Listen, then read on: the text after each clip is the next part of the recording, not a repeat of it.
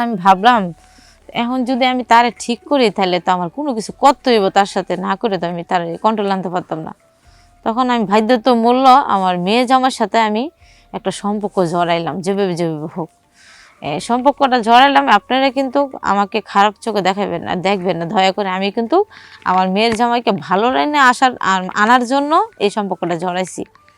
তো আমি ভাবতেছি যে আমার মেয়ের সংসারটা যদি আমার ঠিক রাখতে হয় তাহলে তখন মেয়ের জামাইরে কন্ট্রোল আনতে হইব, কারণ মেয়ের জামাই তো স্বভাব ভালো না। আর এভাবে তো মানুষ হইব না যে আমার মেয়ে অনেক কষ্ট করে উপার্জন করে দিতেছে, সেভাবে লুডাই বেটি করে কথা হইলো, আর মেয়ে তো জানে না। আর আমার মেয়ের এখন আমি বললে তো হ্যাঁ তো অনেক টেনশন করবে বা এসব হতে পারে। তো আমি যে তার সাথে সম্পর্ক জড়াইলাম। আমি বললাম যে হ্যাঁ আমার একদিন বলতেছে এখানে থাকতে থাকতে যে অনেক মেরে বুঝে তো একদিন একটা মেয়ের খাইলে তো পরের দিন আর ভালো লাগে না, এরকম কত কত অনেক মেয়েরে খাইছে।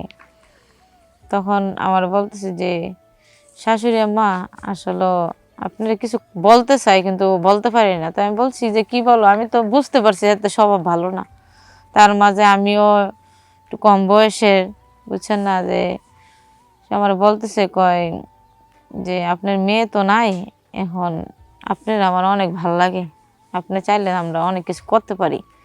তো আমি বলতেছি তুমি কি বলো, আমি তোমার শাশুড়ি, শাশুড়ি মায়ের মতো। আচ্ছা, তো মনে মনে ভাবলাম যেতে এমনি তো তার চরিত্র ভালো না, তার তো এটা অভ্যাসই, তো দূরে যেতে হ্যাঁ না যায়, হ্যাঁ কন্ট্রোল আনার জন্য আমি তার প্রস্তাবে রাজি হয়েছি। রাজি হইয়া তার সাথে মানে আমাদের মধ্যে এভাবে অনেক কিছু হয়ে গেল। আসসালামু আলাইকুম, আমার নাম কাকলি, আমার বাড়ি হয়েছে কসবা। তো আপনাদের মাঝে উপস্থিত আমি কিছু কথা বলার জন্য, দয়া করে আমার কথাগুলো মনোযোগ সহকারে শুনবেন। ও কথা হলো যে এই আমার বিয়ে হয়েছে, ঠিক আছে, বিয়ে হয়েছে, আমার একটা মেয়ে আছে। ওই মেয়েটা একটু ছোট থাকতে আমার হাজব্যান্ড মারা গেছে। তো ওই মেয়ে এখন বর্তমানে উপযুক্তই, তো মেয়ে তো বিয়ে দেওয়া দরকার। তো আমি কি করলাম, যেভাবে যেভাবে হোক মেয়েটারে, আমার কিন্তু বয়স কম, বুঝেনি তো একটা মেয়ে হইলে আর মানুষের কতটুকু বয়স হয়। তো আমার মেয়ে উপযুক্ত, ঠিক আছে, আমরা কোথাও বেরোলে আমরা যে মেয়ে মা এটাকেও মেয়ে করে না, ভাবে যে আমরা বোন, এরকম মানে আমাদের দেখতে কি দেখে না কিছু কিছু মানুষ যে বয়স হলো ধরা যায় না, দেখতে বয়স দেখা যায় এরকম আর কি।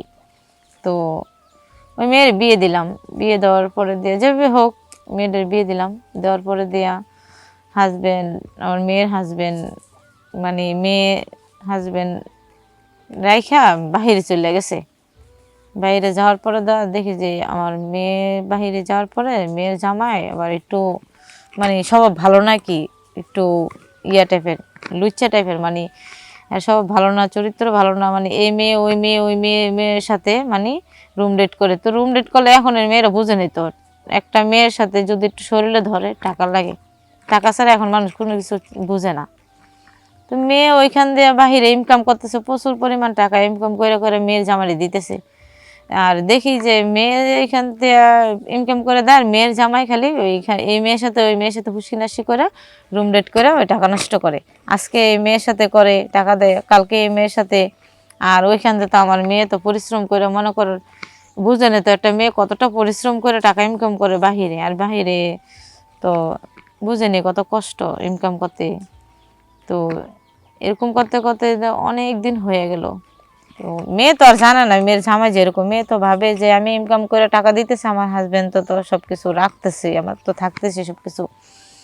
তো একদিন আমি মেয়ের বাড়িতে গেলাম, যাওয়ার পরে শুনলাম যে এক মহিলা বলতেছে দেখেন আপনি যে মেয়ে বিয়ে দিছেন, আপনি মেয়ের জামাইয়ের সম্বন্ধে কতটুকু জানেন আপনি।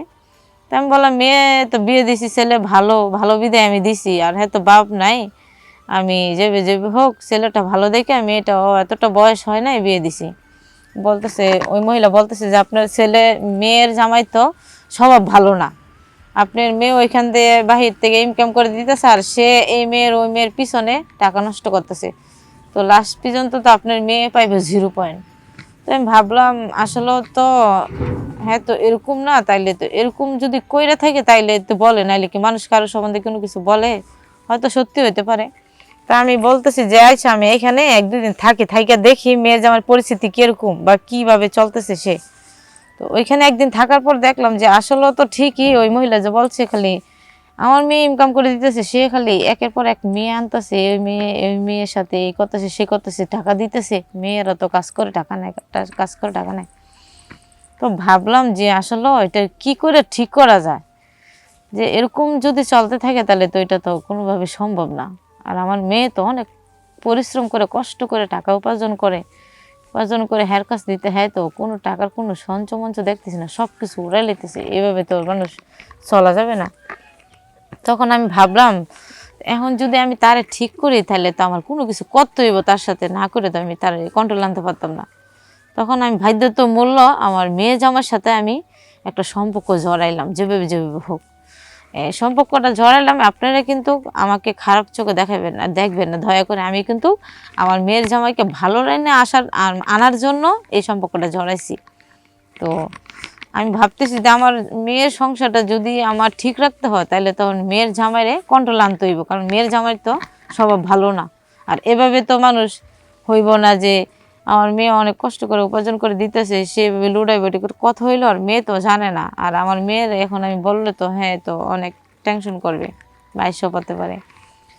তো আমি যে তার সাথে সম্পর্ক জড়াইলাম। আমি বললাম যে হ্যাঁ আমার একদিন বলতেছে এখানে থাকতে থাকতে যে অনেক মানে বুঝে তো একদিন একটা মেয়ের খাইলে তো পরের দিন আর ভালো লাগে না, এরকম করতে করতে অনেক মেয়েরে খাইছে। তখন আমার বলতেছে যে শাশুড়ি আম্মা আসলে আপনারা কিছু বলতে চাই কিন্তু বলতে পারি না। তো আমি বলছি যে কি বলো, আমি তো বুঝতে পারছি এতে স্বভাব ভালো না, তার মাঝে আমিও একটু কম বয়সের, বুঝছেন না, যে সে আমার বলতেছে কয় যে আপনার মেয়ে তো নাই এখন, আপনার আমার অনেক ভাল লাগে, আপনি চাইলে আমরা অনেক কিছু করতে পারি। তো আমি বলতেছি তুমি কি বলো, আমি তোমার শাশুড়ি মায়ের মতো। আচ্ছা, তো মনে মনে ভাবলাম যেতে এমনি তো তার চরিত্র ভালো না, তার তো এটা অভ্যাসই, তো দূরে যেতে হ্যাঁ না যায়, হ্যাঁ কন্ট্রোল আনার জন্য আমি তার প্রস্তাবে রাজি হয়েছি। রাজি হইয়া তার সাথে মানে আমাদের মধ্যে এভাবে অনেক কিছু হয়ে গেল।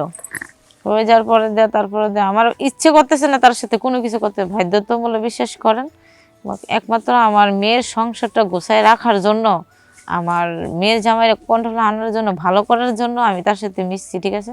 আসলে কিন্তু অন্য কিছু না। তো তার সাথে তার এরকম করতে করতে আমি একদিন বুঝালাম যে দেখো তুমি নিজে ইনকাম করে তো টাকা নষ্ট করো না, আমার মেয়ে অনেক পরিশ্রম করে সেটা তোমার টাকা দেয়, ওই টাকা তুমি মেয়েদের পিছনে খরচ করো, ওইটা তো ঠিক না বাবা, এইসব করা ভালো না। কি বাবাটা আপনি এইসব কি করেন, আপনি এইদিকে এন, এই কথা কয়ে হ্যাঁ আমার হাত ধরে টান দিল। তো বাধ্যতামূলক আমি চিন্তা করলাম যাক দেখি কিছুদিন, এরকম করতে করতে কিছুদিন অনেক দিন হয়ে গেল। হয়ে যাওয়ার পরে আমি তারপরে তারা বোঝানোর চেষ্টা করলাম, তারপরে তো বুঝলো না। তাই আমি ভাবতেছি আসলে এরকম করে কয়দিন আমি তো আসলে যা করতেছি এগুলা গুনাহ করতেছি, এগুলা তো ঠিক না। মেয়ের জামাইয়ের সাথে শাশুড়ি কি করে আবার এসব করে, এগুলা ভাববা তারপরে একদিন আমি তার সাথে প্রতিবাদ করলাম যে দেখো আমি এইসব তোমার সাথে আর করতে পারতাম না, তো করতে না পারলে তাইলে আপনি আপনার চান আপনার মেয়ের সংসার নষ্ট হোক, যে না আমি তো আমার মেয়ের সংসারটা ধরে রাখার জন্য তুমি যাতে ভালো হও তাই বিধে আমি তোমার সাথে শাশুড়ি হয়ে আমি তোমার সাথে মিশছি তোমাকে ভালো করার জন্য। দেখো তুমি এইসব ছাইড়া দাও, তুমি ভালো হয়ে যাও, ভালো হয়ে মানে দিন যাপন করো, তোমার তো কোনো কিছুর অভাব নাই। তাইলে আর তুমি ইনকাম নিজে নাই করো, আমার মেয়ে তো তোমার ইনকাম করে দিতেছে, আর তুমি কেন এসব করো, এসব কি ঠিক? এসব ঠিক না। মানুষের কিছু ভালো হও, ঠিক আছে, ভালো হইতে এরকমভাবে হ্যাঁ বুঝাইলাম। বোঝানোর পরে দিয়া হ্যাঁ বুঝতেছে না, তারপরে আমি তার সাথে অনেক খারাপ ব্যবহার করছি। আমি বলছি যে আমি দরকার লাগলে আমার মেয়ের তোমার ভাত খাওয়াইতাম না, তারপরে আমি আর তোমার সাথে এইসব করতাম না, যেতে আমি তো এইসব করছি তোমার সাথে বাধ্যতামূলক, যেতে আমি চাই আমার মেয়ের সংসারটা ভালো থাকো, আমার মেয়ের জামাই ভালো হোক, যেতে তুমি ভালো হইতেছে না তাহলে তোমার কিছু করার নাই। তো বাধ্যতামূলক আমি তার সাথে কি করলাম, বলছি যে আমার মেয়ে আসার পর আমি তোমার সাথে ডিভোর্স দিয়ে দেবো, যাও তুমি তোমার মতো থাকো, আমি মেয়ের মতো থাকি। তো মেয়ের বুঝাইলাম যে তোর জামাই এরকম এরকম, তুই আর টাকা পয়সা দিস না, তুই একদিন সময় করে আসার পরে এটা সমাধান হইও। তো এ একই মানুষ আসলে যে কিছু মানুষ কিছু কাজ করে বাধ্যতামূলক, যে কিছু মেয়ে অথবা খারাপ হয়, যে এগুলা কিন্তু বাধ্যতামূল্য হয়। যেরকম আমি যেমন মেয়ের জামাইয়ের সাথে এসব করছি, ঠিক আছে, আপনারা অনেকেই ভাবতেছেন যে আসলে ওই মেয়েটার চরিত্র কত খারাপ হইলে একটা মেয়ের জামাইয়ের সাথে পরে কে করতে পারে, শাশুড়ি। আসলে কিন্তু এরকমটা না, আমি কিন্তু আমার মেয়ের সংসারটা রক্ষা করার জন্য আর আমার মেয়ের জামাইকে ভালো লাইনে আনার জন্য আমি তার সাথে জড়াইছি, ঠিক আছে। তো কেউ আমাকে খারাপ দৃষ্টিতে দেখবেন না। আপনাদের কাছে একটাই অনুরোধ, যে কোনো দিনও মানে এরকম হাজবেন্ড মানে ছেলে দেখা বিয়ে দেওয়া ঠিক না। যেতে যেরকম হোক তার চরিত্রটা যাতে ভালো থাকে এরকম ছেলে দেখে দিন। তার আর্থিক না থাকুক, আর্থিক কম থাকুক, সারাদিন একবারই না খাও, তারপরে তো ভালো। তো এ কি যে মানুষ আসলে কিছু ভুল বাধ্যতামূল্য করে, খারাপ হয় বাধ্যতামূল্য। এ কি আপনারা ওকে ভালো থাকবেন, সুস্থ থাকবেন। আসসালামু আলাইকুম।